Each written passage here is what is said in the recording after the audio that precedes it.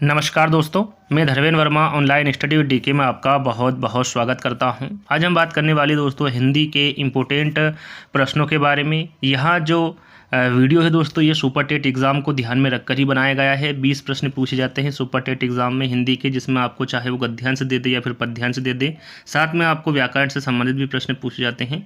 तो उसी को ध्यान में रखकर ये वीडियो बनाया जा रहा है, तो आपको स्किप नहीं करना है, वीडियो को पूरा देखना है और अंत में हमें ज़रूर बताना है कि आज का जो वीडियो है वो आपको कैसा लगा। आपको लाइक करना है, वीडियो को शेयर करना है और चैनल को साथ में सब्सक्राइब कर लेना है। क्लास फर्स्ट है तो सबसे शुरू में हम शुरुआत करेंगे पद्यांश से। यहाँ पर देखिए एक पद्यांश दिया हुआ है, इसके 6 प्रश्न मैं आपको दूंगा और उसके आंसर में भी बताऊंगा। चाहे तो आप उसका आंसर पहले दे सकते हैं, कमेंट्स के माध्यम से अपना आकलन कर सकते हैं, या फिर मैं तो उसका आंसर बताऊंगा ही। तो यहाँ पर सबसे पहले पद्यांश को पढ़ लेते हैं, इसका अर्थ हम जान लेते हैं। यहाँ पर देखिए पद्यांश दिया हुआ है जन्म लेते जगह में एक ही पौधा उन्हें है पालता, रात में उन पर चमकता चांद भी एक सी ही चांदनी है डालता। छेद कर कांटा किसी की उंगलियां, फाड़ देता है किसी का वर वसन, प्यार डूबी तितलियों के परकतर, भोर का है बेद देता श्यामतन। फूल लेकर तितलियों को गोद में, भोर को अपना अनूठा रस पिला, निज सुगंधों का निराले ढंग से हे सदा देता कली काजी खिला। हे खटकता एक सबकी आंख में, दूसरे से सोता सुर शीस पर, किस तरह कुल की बड़ाई काम दे, जो किसी में हो बड़प्पन की कसर। तो यहाँ पर जो ये पद्यांश था दोस्तों, बहुत ही अच्छा पद्यांश था। इसका अर्थ मैं आपको बताऊंगा, आपको काफ़ी मज़ा आएगा। इसका अर्थ सुनकर काफ़ी अच्छा लगेगा आपको। बहुत ही अच्छा संदेश देना चाहते हैं कवि। तो सबसे पहले जान लेते हैं कि यहाँ जो पद्यांश हैं ये कौन से पाठ का है और इसके लेखक कौन है।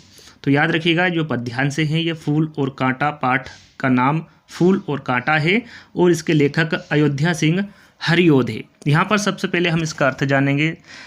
यदि आप अर्थ जान लेंगे तो इसके जो प्रश्न हैं, 6 प्रश्न जो दिए हुए हैं वो आसानी से आप उसका आंसर दे सकते हैं।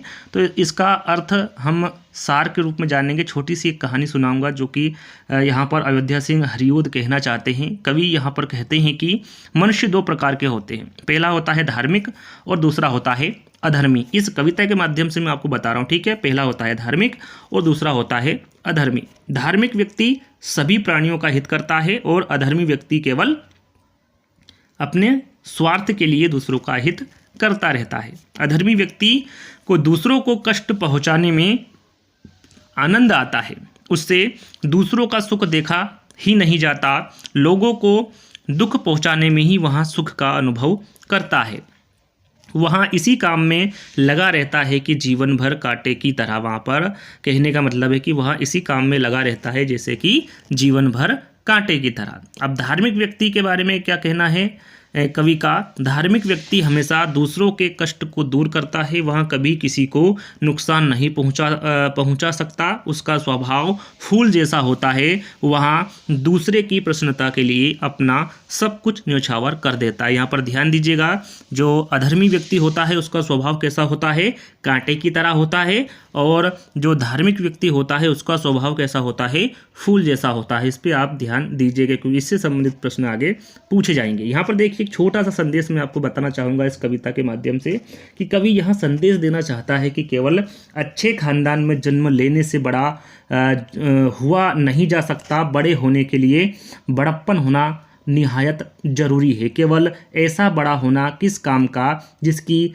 छत्र छाया में किसी को आश्रय ना मिले। तो यहाँ पर देखिए बहुत ही अच्छा पद्यांश था, आपने इसका अर्थ भी जाना, संदेश भी जाना। अब हम यहाँ पर प्रश्नों की ओर बढ़ते हैं। यहाँ पर पहला प्रश्न पूछा है कि कवि ने कांटे शब्द का प्रयोग किसके लिए किया है। अभी हाल ही मैंने आपको बताया था किसके लिए किया है, तो ये दुर्जन पुरुष जो अधर्मी व्यक्ति होता है उसके लिए कवि ने कांटे शब्द का प्रयोग किया है। तो यहाँ पर तीसरा वाला विकल्प हमारा सही होगा।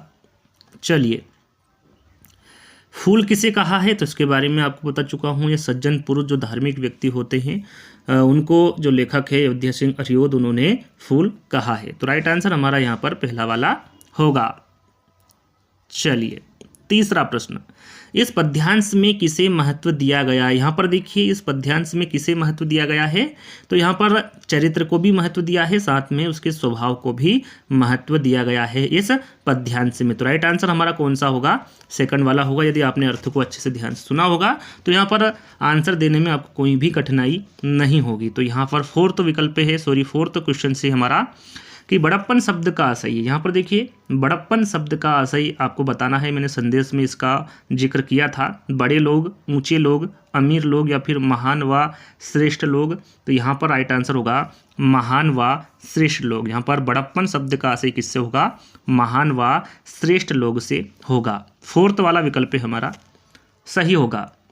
चलिए पांचवा प्रश्न, इस काव्यांश का उचित शीर्षक होगा। यहाँ पर देखिए इस काव्यांश का आपको उचित शीर्षक बताना है। क्या होगा? फूल का जीवन, कांटों का जीवन, फूल और कांटे या फिर फूल और जीवन। तो यहाँ पर मैं पाठ का नाम आपको पहले बता चुका हूँ। इस पाठ का नाम क्या है? फूल और कांटे, और यही उचित शीर्षक होगा इस काव्यांश का। तो राइट आंसर हमारा कौन सा होगा? तीसरा वाला होगा। चलिए छठा प्रश्न, बड़ाई में प्रयुक्त प्रत्यय है। यहाँ पर देखिए बड़ाई शब्द में आपको प्रत्यय बताना है कौन सा लगा हुआ है। उपसर्ग और प्रत्यय के बारे में तो आप सभी को पता होगा कि उपसर्ग हमेशा आगे लगता है और प्रत्यय हमेशा पीछे लगता है। तो यहाँ पर बड़ाई यदि आप ध्यान से इसको पढ़ेंगे तो बड़ाई यानी कि आई प्रत्यय यहाँ पर बड़ाई शब्द में लगा हुआ है। तो राइट आंसर हमारा कौन सा होगा? फोर्थ वाला होगा। चलिए सातवां प्रश्न, भाषा की सबसे छोटी इकाई कौन सी है? आप सभी को पता होगा, सरल सा प्रश्न है। यहाँ पर देखिए जो 6 प्रश्न पद्यांश से लिए गए थे वो समाप्त हो चुके हैं। अब आपको यहाँ पर व्याकरण से संबंधित प्रश्न मिलने वाले हैं। तो सातवां प्रश्न है, भाषा की सबसे छोटी इकाई कौन सी है? यहाँ पर देखिए सरल सा प्रश्न है। जहाँ तक मुझे लगता है आप सभी को इसका आंसर पता होगा। जैसा कि मैंने आपको शुरू में बताया था कि पद्यांश के 6 प्रश्न लिए गए हैं, तो 6 प्रश्न समाप्त हो चुके हैं। यहाँ से आगे जो प्रश्न मिलेंगे आपको वो व्याकरण से संबंधित प्रश्न मिलेंगे, जो कि काफ़ी इंपॉर्टेंट है। सुपर टेट को ध्यान में रखकर ही ये जो प्रैक्टिस सेट है या फिर जो क्लास ली जा रही है वो उसी के ध्यान में रखकर ही बनाई गई है। तो आपको स्किप नहीं करना है, वीडियो को पूरा देखकर ही जाना है। तो यहाँ पर भाषा की जो सबसे छोटी इकाई होगी वो वर्ण होगी। यहाँ पर फोर्थ वाला विकल्प हमारा सही होगा। चलिए हिंदी की वर्णमाला को क्या कहा जाता है? सरल सा प्रश्न है, ये भी आपको पता होगा कि हिंदी की वर्णमाला को क्या कहा जाता है। भारतीय वर्णमाला, देववाणी, देवनागरी वर्णमाला या फिर आर्य वर्णमाला। तो यहाँ पर देखिए जो हिंदी की वर्णमाला को कहा जाता है वो देवनागरी वर्णमाला कहा जाता है। क्या कहा जाता है? देवनागरी वर्णमाला। चलिए संयुक्त स्वर का एक उदाहरण है। यहाँ पर देखिए इन चारों विकल्पों के माध्यम से आपको संयुक्त स्वर का एक उदाहरण बताना है। सबसे पहले आप सभी को पता होगा कि स्वर की संख्या कितनी है। वैसे एग्जाम में पूछा जाता है कि स्वर की संख्या कितनी होती हैं, और आप सभी को पता होगा कितनी होती हैं? 11 होती हैं। साथ में आपको पता होना चाहिए कि जो 11 स्वर है इनको कितने वर्गों में विभक्त किया है। तो इनको जो 11 स्वर है इनको 3 वर्गों में विभक्त किया है। कितने वर्गों में? 3 वर्गों में विभक्त किया है। कौन कौन से? ह्रस्व स्वर, दीर्घ स्वर और संयुक्त स्वर। ह्रस्व स्वर किसे कहते हैं? दीर्घ स्वर किसे कहते हैं? संयुक्त स्वर किसे कहते हैं? इसके बारे में भी आपको पता होना चाहिए। ह्रस्व स्वर को बोलने में कम समय लगता है, दीर्घ स्वर को उच्चारण में 2 मात्राओं का समय लगता है, और जो संयुक्त स्वर होता है उसे 2 स्वरों के मेल से बनाया जाता है। तो इसके तीनों के बारे में आपको बताऊंगा। तो सबसे पहले हम इसका आंसर जान लेते हैं। वैसे चलिए पहले ह्रस्व स्वर, दीर्घ स्वर, संयुक्त स्वर के बारे में जान लेते हैं। यदि एग्जाम में पूछे कि ह्रस्व स्वर के अंतर्गत कौन कौन से स्वर आते हैं, तो आपको ध्यान रखना है छोटा आ, छोटी ई, छोटा ऊ और ऋषि। ये सभी किसके अंतर्गत आते हैं? ये सभी ह्रस्व स्वर के अंतर्गत आते हैं। इन्हें बोलने में कम समय लगता है। आप बोल के देखिए, इनको बोलने में आपको कम समय लगेगा। और ये सभी जो यहाँ पर स्वर दिए हुए हैं सभी ह्रस्व स्वर के अंतर्गत आएंगे। अब बात करते हैं दीर्घ स्वर की। जो दीर्घ स्वर है दोस्तों, इसमें बड़ा आ, बड़ी ई और बड़ा ओ, ये जो 3 यहाँ पर स्वर मैंने आपको बताए हैं ये तीनों दीर्घ स्वर के अंतर्गत आते हैं। अब बात करते हैं संयुक्त स्वर के अंतर्गत। यहाँ पर देखिए जो संयुक्त स्वर है इसमें ए, आई, ओ, औ। ये जो चार में यहाँ पर आपको स्वर बता रहा हूँ, ये चारों किसके अंतर्गत आते हैं? ये चारों संयुक्त स्वर के अंतर्गत आते हैं। यहाँ पर देखिए मैंने आपको बताया था कि संयुक्त स्वर दो स्वरों के मेल से बनते हैं। तो कैसे बनते हैं? यदि हम ए को जाने कि किससे मिलकर बना है, तो ये आ प्लस ई, आ प्लस छोटी ई से बनकर बनता है ए। तो ये देखिए यहाँ पर दो स्वर यहाँ पर आपको दिख रहे हैं, दो स्वरों से मिलकर बना है, तो इसे क्या कहते हैं?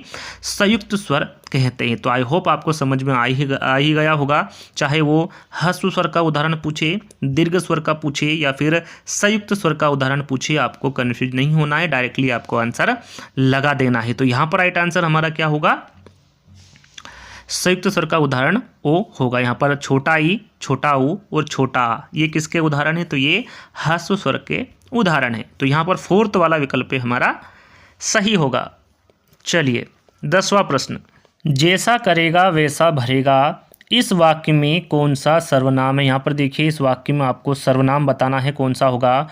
प्रश्नवाचक होगा, संबंधवाचक होगा, पुरुषवाचक होगा या फिर निजवाचक होगा? सबसे पहले आपको पता होना चाहिए कि सर्वनाम होता क्या है, सर्वनाम की परिभाषा क्या है। तो यहाँ पर सर्वनाम संज्ञा के स्थान पर प्रयुक्त होने वाले शब्दों को हम क्या कहते हैं?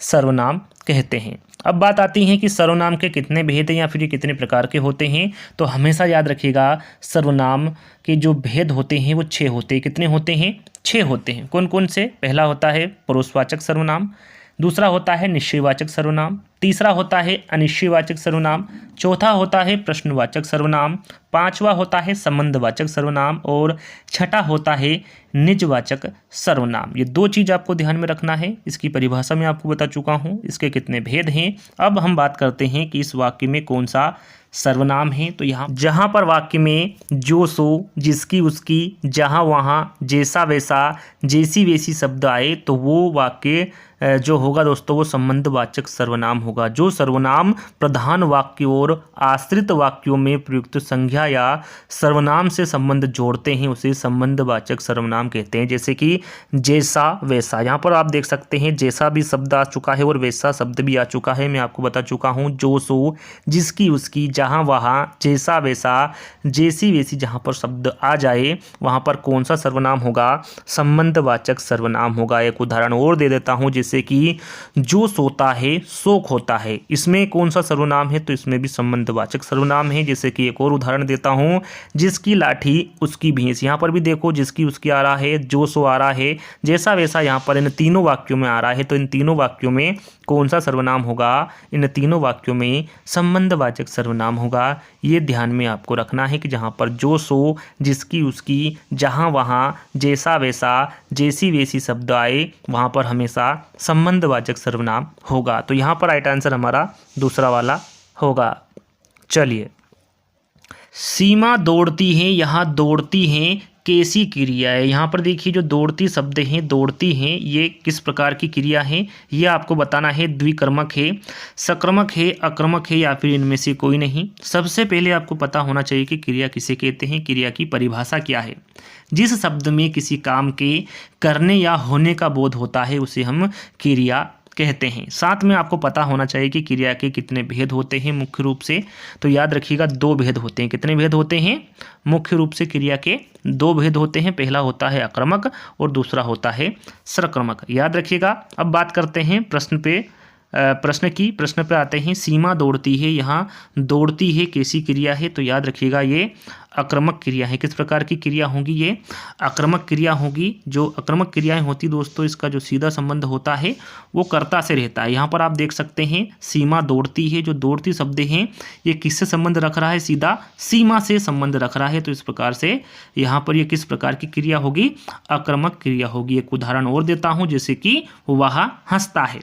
इस वाक्य में क्रिया हंसने का जो फल मिल रहा है दोस्तों वो किसको मिल रहा है? कर्ता पर पड़ रहा है या फिर कर्ता को मिल रहा है। तो ये किस प्रकार की क्रिया होगी? आक्रामक क्रिया होगी। यहाँ पर देखिए सकर्मक क्रिया का हम एक उदाहरण जानेंगे, या फिर कह सकते हैं कि जिस क्रिया के कार्य का फल कर्ता को छोड़कर कर्म पर पड़ता है उसे हम क्या कहते हैं? सक्रमक क्रिया कहते हैं, या फिर यह सक्रमक क्रिया कहलाती है। यदि उदाहरण के तौर पर हम जाने कि वह गेंद खेलता है, वहाँ गेंद खेलता है, यदि यहाँ पर एग्जाम में पूछा जाए कि वहाँ गेंद खेलता है, इस वाक्य में जो खेलना है ये किस प्रकार की क्रिया है या फिर ये किस प्रकार की क्रिया के अंतर्गत आते हैं, तो ये सकर्मक क्रिया के अंतर्गत आते हैं, क्योंकि इस वाक्य में खेलने का फल कर्म पड़ रहा है, अतः यहाँ एक सकर्मक क्रिया होगी। तो यहाँ पर हम प्रश्न 11वें की ओर बढ़े या फिर 11वें की जो हम बात कर रहे हैं, तो इसका आंसर क्या होगा, आक्रमक क्रिया होगा।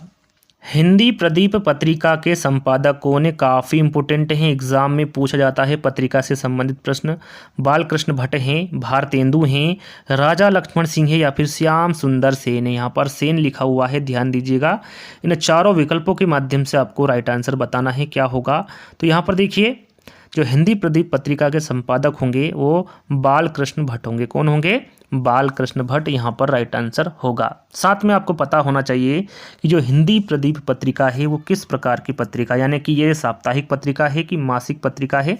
तो याद रखिएगा हिंदी प्रदीप पत्रिका एक मासिक पत्रिका है। किस प्रकार की पत्रिका है, ये एक मासिक पत्रिका है। साथ में आपको पता होना चाहिए कि ये कहाँ से निकलती थी, तो ये इलाहाबाद से निकलने वाली पत्रिका है। साथ में ये कब प्रकाशित हुई थी, तो ये 1877 में हुई थी। कब हुई थी, 1877 में। जो बात मैं आपको बता रहा हूँ इसको आपको ध्यान में रखना है। जरूरी नहीं कि पत्रिका के बारे में पूछे, इससे संबंधित सन भी पूछा जाता है, कहाँ से निकली हुई है, किस प्रकार की पत्रिका है, इस प्रकार के प्रश्न भी आपसे पूछे जा सकते हैं।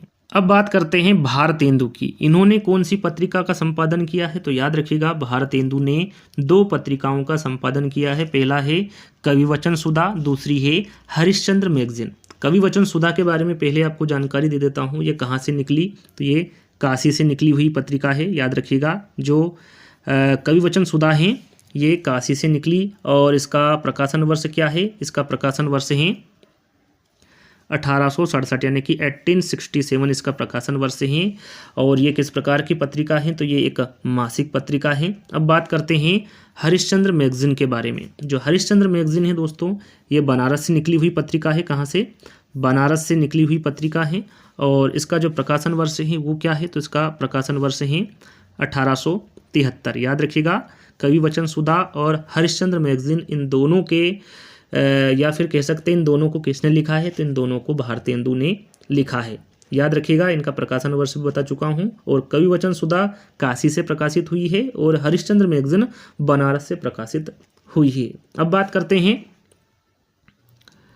राजा लक्ष्मण सिंह की। देखिए राजा लक्ष्मण सिंह ने कौन सी पत्रिका लिखी है, तो याद रखिएगा इन्होंने प्रजा हितैषी, काफ़ी इंपॉर्टेंट पत्रिका है, एग्जाम में पूछा जाता है। प्रजा हितैषी किसके द्वारा लिखी गई पत्रिका है, तो ये लक्ष्मण सिंह के द्वारा लिखी गई है, राजा लक्ष्मण सिंह के द्वारा।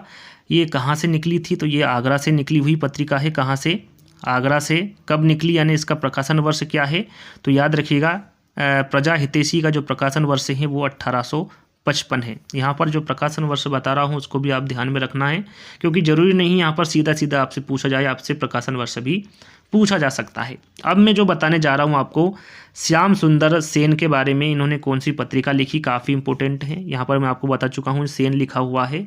यदि एग्जाम में पूछे कि प्रथम हिंदी दैनिक पत्र कौन सा है, जैसा कि आप सभी को पता है कि प्रथम हिंदी पत्र कौन सा है, तो वो उत्तंद मार्तंड है, जो कि जुगल किशोर शुक्ल के द्वारा लिखा गया था। साप्ताहिक पत्र है, कोलकाता से निकला हुआ था और 1826 में वो प्रकाशित हुआ था। लेकिन यहाँ पर प्रथम हिंदी पत्र के बारे में नहीं आपको बता रहा हूँ, मैं बता रहा हूँ प्रथम हिंदी दैनिक पत्र के बारे में। तो यहाँ पर प्रथम हिंदी दैनिक पत्र कौन सा है, समाचार सुधा वर्षण, जो कि श्याम सुंदर सेन के द्वारा लिखी गई पत्रिका है। याद रखिएगा यदि एग्जाम में पूछे कि समाचार सुधा वर्षण के लेखक कौन है, किसके द्वारा लिखी गई पत्रिका है, तो ये श्याम सुंदर सेन के द्वारा लिखी गई पत्रिका है, जो कि प्रथम हिंदी दैनिक पत्रिका है। यदि एग्जाम में पूछे कि प्रथम हिंदी दैनिक पत्र या फिर पत्रिका कौन सी है, तो वो समाचार सुधा वर्षण है। कहाँ से निकली है ये, तो ये कोलकाता से निकली है और इसका जो प्रकाशन वर्ष है वो 1854 है। जो मैं आपको बता रहा हूँ दोस्तों सभी इंपॉर्टेंट हैं, आपको ध्यान में रखना है। तो आपको मैं बालकृष्ण भट्ट, भारतेंदु, राजा लक्ष्मण सिंह और श्याम सुंदर सेन इन चारों के बारे में बता चुका हूँ कि इन्होंने कौन कौन सी पत्रिकाएं लिखी। तो आप 13वें प्रश्न की ओर बढ़ेंगे। यहाँ पर 13वां प्रश्न है, जो पहले कभी ना हुआ हो के लिए एक शब्द। यहाँ पर देखिए जो पहले कभी पूरा ना हुआ हो उसके लिए एक शब्द बताना है। अभूतपूर्व है, अनुपम है, अनुभूत है या फिर अपूर्ण है। तो यहाँ पर हमारा राइट आंसर होगा जो पहले कभी ना हुआ हो उसके लिए एक शब्द अभूतपूर्व होगा। क्या होगा? अभूतपूर्व। यदि एग्जाम में पूछे कि जिसकी उपमा ना दी जा सके या फिर जो उपमा रहित हो उसके लिए एक शब्द क्या होगा, तो उसके लिए एक शब्द होता है अनुपम। यदि एग्जाम में पूछे कि जिसका अनुभव किया गया हो उसके लिए एक शब्द क्या होगा, तो उसके लिए होगा अनुभूत। यदि एग्जाम में पूछे कि जो पूरा ना हो उसके लिए एक शब्द क्या होगा, तो उसके लिए एक शब्द होता है अपूर्ण। इन चारों विकल्पों के बारे में आपको बता चुका हूं, इनके एक शब्द में आपको बता चुका हूं, तो इन सभी को आपको ध्यान में रखना है और इन सभी को याद कर लेना है। तो यहाँ पर देखिए आपको बताना है कि यहाँ पंक्ति किस कवि की है। जाति पाति पूछी नहीं कोई, हरि को भजे सो हरि का होई। यहाँ जो पंक्ति है ये किस कवि की है? काफ़ी पॉपुलर पंक्ति है, आपने इस पंक्ति के बारे में सुना भी होगा। तुलसीदास जी की हैं, सूरदास जी की हैं, कबीरदास जी की हैं या फिर रामानंद दास की हैं। तो याद रखिएगा, जाति पाति पूछे नहीं कोई, हरि को भजे सो हरि का होई। यह जो पंक्ति है दोस्तों, इस पंक्ति के जो कवि हैं वो रामानंद जी है। कौन है? रामानंद जी के द्वारा यहाँ पंक्ति लिखी गई हैं। इस प्रकार के प्रश्न एग्जाम में पूछे जाते हैं, तो आपको ध्यान में रखना है। चलिए, हेम तरंगणी के लिए माखनलाल चतुर्वेदी को कौन सा पुरस्कार मिला था? यदि आप प्रश्न को ध्यान से पढ़ रहे हैं तो यहाँ पर 2 से 3 प्रश्न आपको इस प्रश्न के और इसके आंसर के माध्यम से याद होंगे। तो यहाँ पर देखिए, यदि एग्जाम में पूछे कि हेम तरंगणी के लेखक कौन है, तो यहाँ पर आप बता सकते हैं माखनलाल चतुर्वेदी जी हैं। साथ में हेम तरंगणी क्या है, तो हेम तरंगणी एक काव्य है। याद रखिएगा, हेम तरंगणी एक काव्य है जिसके लेखक माखनलाल चतुर्वेदी हैं। अब प्रश्न की ओर बढ़ते हैं कि इनको कौन सा पुरस्कार मिला था? ज्ञानपीठ पुरस्कार मिला था, व्यास सम्मान मिला था, साहित्य अकादमी सम्मान मिला था या फिर इनमें से कोई नहीं। तो यहाँ पर हमारा राइट आंसर होगा हेम तरंगणी के लिए माखनलाल चतुर्वेदी को साहित्य अकादमी पुरस्कार मिला था। कौन सा पुरस्कार मिला था? साहित्य अकादमी पुरस्कार। अब बात करते हैं कब मिला था, तो ये मिला था 1955 को। कब मिला था? 1955 को हेम तरंगणी के लिए माखनलाल चतुर्वेदी को जो साहित्य पुरस्कार है या फिर साहित्य अकादमी पुरस्कार है, ये कब मिला था? तो ये 1955 को मिला था। तो यहाँ पर आप देख सकते हैं मैंने 2 से 3 प्रश्न बताए, वैसे 4 से 5 प्रश्न यहाँ पर कंप्लीट हो रहे हैं। तो यहाँ पर आपको इन्हें सभी जो भी मैं आपको बता रहा हूँ इन सभी को आपको ध्यान में रखना है। चलिए, जहाँ उपमेय में अनेक उपमानों की शंका होती है वहाँ कौन सा अलंकार होता है? यहाँ पर देखिए प्रश्न को ध्यान से पढ़ना है। जहाँ उपमेय में अनेक उपमानों की शंका होती है वहाँ कौन सा अलंकार होता है? यहाँ पर देखिए शंका हो रही है अनेक उपमानों में, तो इसी को ध्यान में रखकर आपको आंसर देना है। यमक अलंकार है, श्लेष अलंकार है, भ्रांतिमान अलंकार है या फिर संदेह अलंकार है। तो यहाँ पर देखिए, जहाँ उपमेय में अनेक उपमानों की शंका होती है वहाँ संदेह अलंकार होता है। किस प्रकार का अलंकार होगा? ये संदेह अलंकार हो रहा है क्योंकि इसमें अनेक उपमानों की शंका हो रही है। तो यहाँ पर एक उदाहरण के तौर पर हम जाने तो आप कह सकते हैं कि यहाँ मुख है या चंद्र। यहाँ पर देखिए शंका हो रही है कि यहाँ मुख है या फिर चंद्र है। यहाँ पर आप समझ नहीं पा रहे हैं, तो ये किस प्रकार का अलंकार होगा? ये संदेह अलंकार होगा। यदि एग्जाम में पूछे कि यह मुख है या चंद्र है, ये किस प्रकार का इसमें अलंकार है, तो ये संदेह अलंकार इसमें होगा। याद रखिएगा, 4th वाला विकल्प हमारा सही होगा।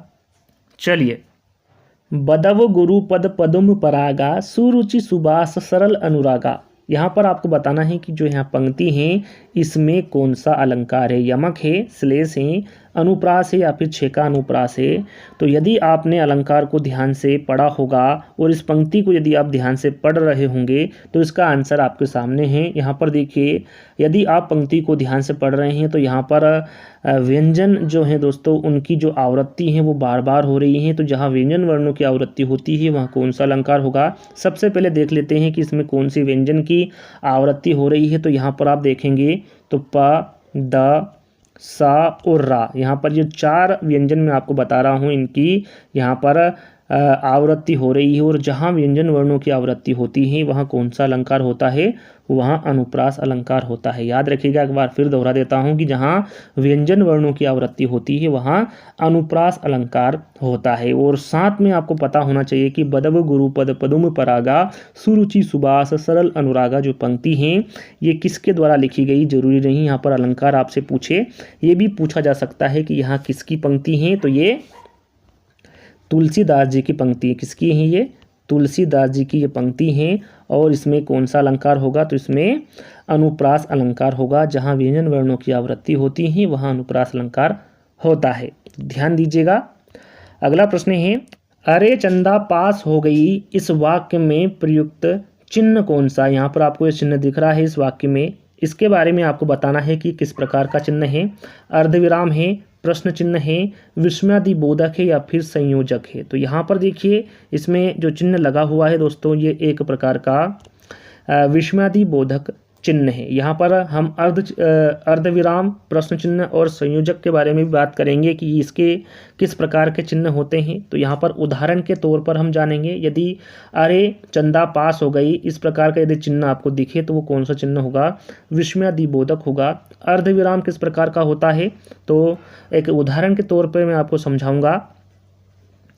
तुम सोए पर मैं नहीं सो सका, इसके बीच में जो चिन्ह लगा हुआ है इस प्रकार का, ये किस प्रकार का चिन्ह होता है, तो ये अर्धविराम चिन्ह होता है। यदि हम प्रश्न चिन्ह की बात करें तो इसका तो आपको पता ही होगा, तुम कहाँ हो, इसके बाद जो चिन्ह लगा होता है इस प्रकार का, ये किस प्रकार का चिन्ह होगा, प्रश्न चिन्ह होगा। संयोजक, संयोजक चिन्ह किस प्रकार का होता है, यदि उदाहरण के तौर पर हम जाने तो कमला के माता पिता आ गए, जो माता और पिता के बीच में जो चिन्ह लगा होता है, जो आप यहाँ पर देख सकते हैं, जो चिन्ह लगा हुआ है इसको क्या कहते हैं, इसी को ही संयोजक चिन्ह कहते हैं। तो आप समझ ही गए होंगे कि अर्धविराम चिन्ह किसे कहते हैं, प्रश्न चिन्ह किस प्रकार का होता है, विस्मयादिबोधक, और संयोजक चिन्ह किस प्रकार का होता है, इसके बारे में आप समझ गए होंगे। चलिए 19वां प्रश्न है, कंधा का तत्सम शब्द। यहाँ पर देखिए कंधा जो शब्द है इसका आपको तत्सम शब्द बताना है, क्या होगा, स्कंद होगा, कक्षु होगा, स्कंद होगा या फिर कंदु होगा। तो यहाँ पर देखिए कंधा का तत्सम रूप पूछा गया है, तो यहाँ पर हमारा राइट आंसर होगा स्कंद। याद रखिएगा कंधा का जो तत्सम शब्द होगा वो स्कंद होगा। यहाँ पर तीसरा वाला विकल्प हमारा सही होगा। चलिए अंतिम प्रश्न है, हिंदी साहित्य के आरंभिक काल को आचार्य रामचंद्र शुक्ल क्या कहा है। रामचंद्र शुक्ल ने क्या कहा है हिंदी साहित्य के प्रारंभिक काल को, वीरगाथा काल कहा है, चारण काल कहा है, आदिकाल कहा है या फिर सिंध सामंत काल कहा है। तो राइट आंसर होगा हमारा वीरगाथा काल। याद रखिएगा हिंदी साहित्य के आरंभिक काल को आचार्य रामचंद्र शुक्ल ने वीरगाथा काल कहा है। तो यहाँ पर राइट आंसर हमारा पहला वाला होगा। तो यहीं पर आज के जो हिंदी के 20 प्रश्न थे दोस्तों यहीं पर समाप्त होते हैं। आज की जो क्लास है हमारी फर्स्ट वो आपको कैसे लगी आपको कमेंट्स के माध्यम से बताना है। अच्छा लगे तो आपको लाइक करना है, शेयर करना है और चैनल को सब्सक्राइब कर लेना है। तो जल्द ही दोस्तों एक नई वीडियो के साथ मिलेंगे, जब तक के लिए धन्यवाद।